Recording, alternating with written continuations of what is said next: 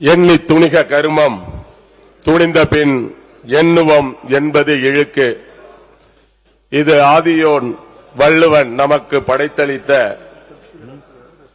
ஒரு வேதம். ஒரு செயலை செய்வதற்கு பல்வேறு முறை சிந்தித்து அதன் பிறகு அந்த செயலை செயலாற்ற முயலும் போது வருகின்ற எதிர்ப்புகள், தடைகள் அனைத்தையும் எதிர்கொண்டு வெற்றி பெறுவதுதான் சிறந்தது என்பதை அடிப்படையாக கொண்டது இக்குறளின் பொருள். அப்படி ஆதியோன் வள்ளுவன் நமக்கு வகுத்தளித்த வழியிலே தமிழகத்து அரசியல் மக்களுக்கான அரசியலாக அமைய வேண்டும் என்பதற்காக தான் நேசித்த திரையுலக பயணத்தையே நிறுத்தி மக்கள் பணியாற்ற வேண்டும் என்ற மகத்தான எண்ணத்தோடு தமிழக வெற்றிக் கழகம் என்னும் கழகத்தை உருவாக்கி அந்த கழகத்தின் வாயிலாக 3 ஆண்டுகளில் தமிழக சட்டப்பேரவை தேர்தலை எதிர்கொண்டு ஒட்டுமொத்த மக்களின் பேராதரவை பெற்ற தனிப்பெரும் தலைவராக இந்திய அரசியல் வரலாற்றில் இல்லாத அளவுக்கு தனி கட்சியாக தனித்து மக்களை சந்தித்து மாபெரும் ஆதரவை பெற்று தமிழகத்தின் முதலமைச்சராக அமர்ந்திருக்கின்ற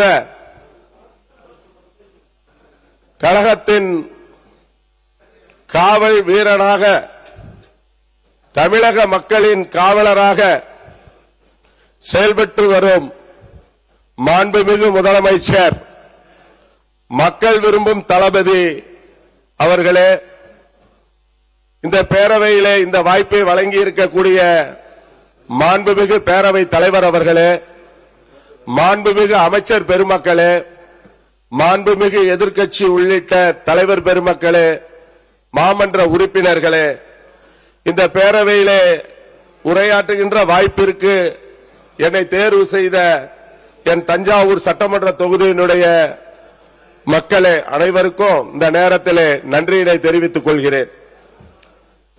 மாண்புமிகு முதல்வர் அவர்களே, நீங்கள் புதியவற்றையும் புதுமைகளையும் கற்பதிலே மாண்புமிகு மாணவன். எதிரெதிர் கொள்கைகள் கொண்டவர்களையும் மக்களின் நலனுக்காக ஒன்றிணைத்து குரலெழுப்பச் செய்யும் நண்பன். பெண்களின் காவலனாய், என்றும் தமிழ் மக்களுக்காக முதல் குரல் கொடுக்கும் தமிழனாய், அடுத்த தலைமுறையை சார்ந்த உலகமெங்கும் வாழும் ஜென்சி இளைஞர்களின் நாயகனாய், திரையுலகில் மட்டுமல்லாமல் அரசியலிலும் மக்கள் பணி செய்வதிலும் இந்திய தேசத்திற்கு அல்ல, உலகமெங்கும் வாழும் அனைவருக்கும், குறிப்பாக ஜென்சி தலைமையினருக்கும் எடுத்துக்காட்டாக விளங்குகிறீர்கள். Ordinary people chase the success. The greatest of all time chase the mastery. சாதாரணமான மனிதர்கள் ஒரு வெற்றிக்காக ஓடுகிறார்கள். ஆனால் தலைசிறந்த தலைவர்கள்தான் தங்களுடைய வெற்றியை, தங்களுடைய முந்தைய சாதனைகளை வென்றெடுப்பதற்காக நாளும் உழைத்துக் கொண்டிருக்கிறார்கள். அப்படி திரையுலகத்திலும் அரசியல் உலகத்திலும் மக்கள் பிரச்சனைகளிலும் மக்கள் சேவைகளிலும் இன்று நேற்றல்ல, 1/4 நூற்றாண்டு காலம் தாங்கள் படைத்திருக்கிற சாதனைகளும், அந்த சாதனைகளை முறியடிப்பதிலே தாங்களே போட்டியாளராக இருப்பதும் தான் இன்றைக்கு தமிழகத்திற்கு பெரும் பெருமை. அதற்கு சொந்தக்காரர் தளபதி அவர்களே நீங்கள்தான். அதனால்தான் மக்கள் உங்களை தங்கள் வீட்டு பிள்ளையாக எண்ணுகிறார்கள். அவசர முடிவுகளை மேற்கொள்கின்ற தலைவன் தவறான முடிவுகளையே மேற்கொள்கிறான். பொறுமையான நிதானமான முடிவுகளை மேற்கொள்கின்றவ ஒரு தலைவரே வரலாற்றை உருவாக்குகிறார்கள். அப்படி வரலாற்றை உருவாக்குகின்ற தலைவர்களில் நீங்கள் இன்றைக்கு முதன்மையானவர்களாக இன்றைக்கு விளங்கிக் கொண்டிருக்கிறீர்கள். புயலும் அலையும் திசை மாறி சென்றாலும் அதை முழுமையாக சமாளித்து தான் செலுத்த நினைக்கின்ற கப்பலை களத்தை இலக்கு நோக்கிய சிந்தனையில் செலுத்தி வென்பவரே சிறந்த கேப்டன். அப்படிப்பட்ட ஒரு ஆட்சி கட்டிலை ஆட்சி கப்பலை சிறப்பாக வழிநடத்துகின்ற கேப்டன் நீங்கள். அதே போல எதிரிகளால் சொல்லாக இருந்தாலும் கல்லாக இருந்தாலும் எரியப்படுவது கல்லோ சொல்லோ அவற்றையே படிக்கட்டுகளாக்கி நீங்கள் வெற்றி மாளிகைகளை எழுப்பி வருகிறீர்கள். நெருக்கடியான பல சூழ்நிலைகள் உங்களை சூழ்ந்து வந்தாலும் அந்த நெருக்கடிகளிலும் சிந்தனையையே தன்னுடைய உரமாக்கி அமைதியையே ஆயுதமாக்கி அணுகுமுறையின் மூலம் வென்றெடுக்கிறீர்கள். ஒரு நாட்டின் மகத்துவம் அந்த நாட்டினுடைய வளங்களில் இல்லை, அந்த வளங்களை மக்களுக்கான செல்வமாக மாற்றுவதிலேதான் இருக்கிறது. ஒரு நாட்டினுடைய பெரும் சாபக்கேடு ஊழல். அந்த ஊழல் இல்லாத ஒரு சமுதாயத்தை, அந்த ஊழல் இல்லாத ஒரு சமூகத்தை, ஒரு ஊழலற்ற நிர்வாகத்தை படைப்பதற்கு மாண்புமிகு உறுப்பினர்கள் சபை இங்கே நடக்குது. மாண்புமிகு உறுப்பினர் அந்த ஊழலற்ற நிர்வாகத்தை நடத்துவதற்கு நீங்கள் உங்களை முன்முயற்சியோடு செயல்படுத்திக் கொண்டிருக்கின்றீர்கள். இந்த ஊழலை ஒழிக்கின்ற பணியிலே ஆண்டாண்டு காலமாக முயன்றிருந்தாலும் முயற்சி செய்திருந்தாலும் முடியாத போதும் தற்போது 3 மாதங்களில் நீங்கள் ஊழலுக்கு மூடு விழா நடத்தி இருக்கிறீர்கள் என்று சொன்னால் அது உங்களுடைய எண்ணத்தின் செயல்பாடு. நம் அரசு பொறுப்பேற்றிருக்கக்கூடிய இந்த 3 மாத காலத்தில் வருவாய் பற்றாக்குறை, நிதி பற்றாக்குறை என பல்வேறு சவால்கள், அந்த சவால்களை எல்லாம் சமாளித்து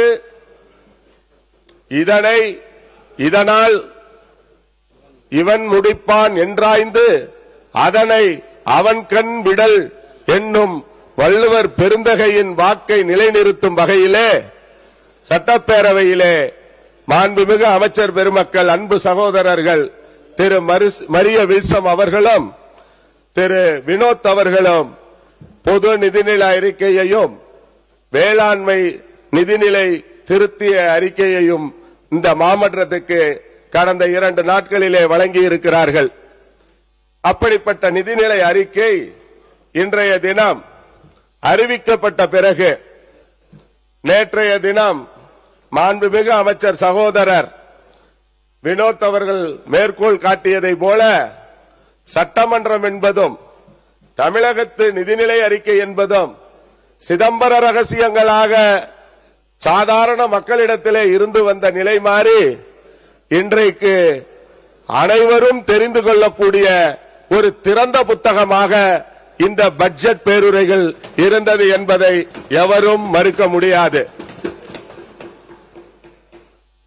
சிற்றரசாக இருந்த சோழ நாட்டை பேரரசாக உயர்த்த வித்திட்ட மாமன்னன் விஜயாலய சோழன்.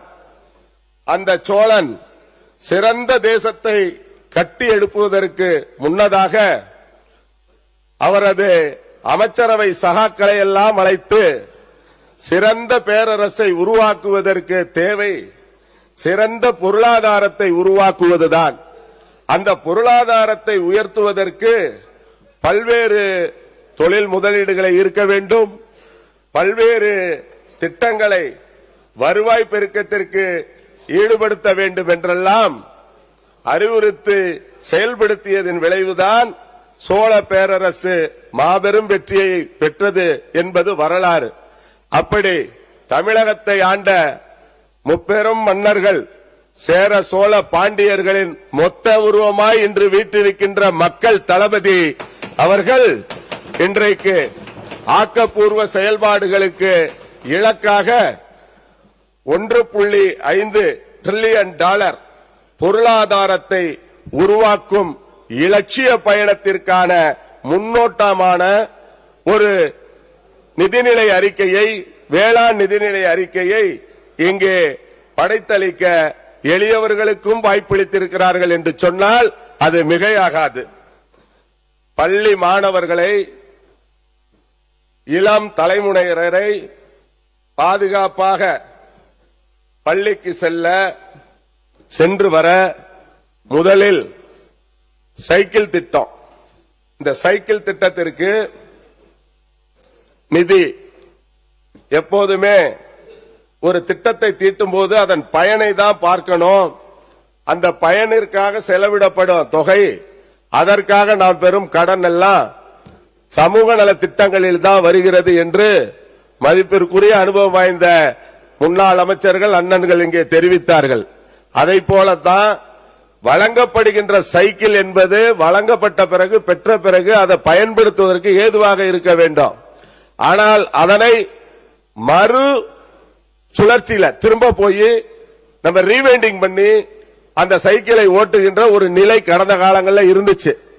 அதை மாற்றி அமைக்க வேண்டும் என்கிற அடிப்படையில் இந்த 3000 மதிப்பிலான சைக்கிளை கொடுப்பதற்கு பதிலாக 8000 வரையிலான ஒரு மதிப்புள்ள சைக்கிளை பாதுகாப்பு கவசத்தோட, வாட்டர் பாட்டிலோட வழங்குகின்ற ஒரு எண்ணத்தை இன்றைக்கு முதலமைச்சர்கள் பெற்றிருக்கிறார் என்று சொன்னால் அதற்கு காரணம் அடுத்த தலைமுறையை பாதுகாக்க வேண்டிய கடமையும் பொறுப்பும் இந்த அரசுக்கு இருக்கிறது. இந்த அண்ணன் தலைமையிலான அரசுக்கு இருக்கிறது என்பதுதான் உண்மை.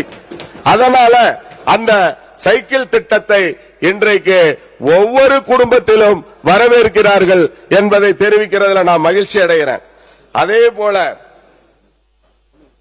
ஒரு நாட்டின் எதிர்காலம் ஒரு தாயின் கருவறையிலே பிறக்கிறது. அந்த தாயின் கருவறையிலே இருக்கிற சேய் செம்மையோடு வளர வேண்டும். அடிப்படையிலே அவர்களுக்கு போதிய ஊட்டச்சத்து கிடைக்க வேண்டும். அந்த போதிய ஊட்டச்சத்து கிடைக்க வேண்டும் என்று சொன்னால் அவர்களுக்கு கூடுதல் கவனம் தேவை. அதற்காகத்தான் தாய் கேர் என்கிற திட்டம். அந்த திட்டத்தின் மூலம் தற்போது நமது அரசு சுமார்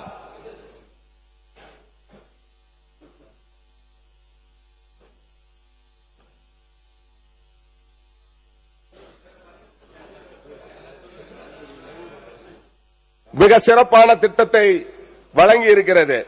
அதே போல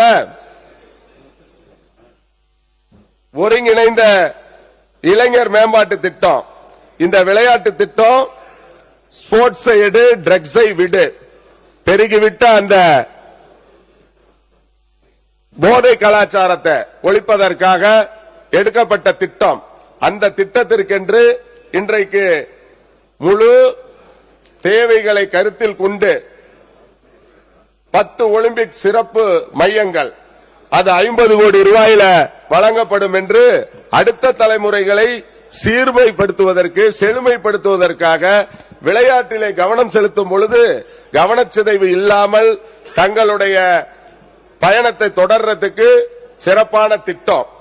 அதை போலவே தங்க மோதிரம், தாய்மாமன் தங்க மோதிரம் திட்டம், உண்மையிலேயே இன்றைக்கு தங்க விலை ஏறி இருக்கிற சூழல்ல ஒரு குழந்தை பிறந்தவுடனே அந்த குழந்தைக்கு நகைகள் போட்டு பார்க்கறதுல 2 நிமிஷம் பேசுங்க.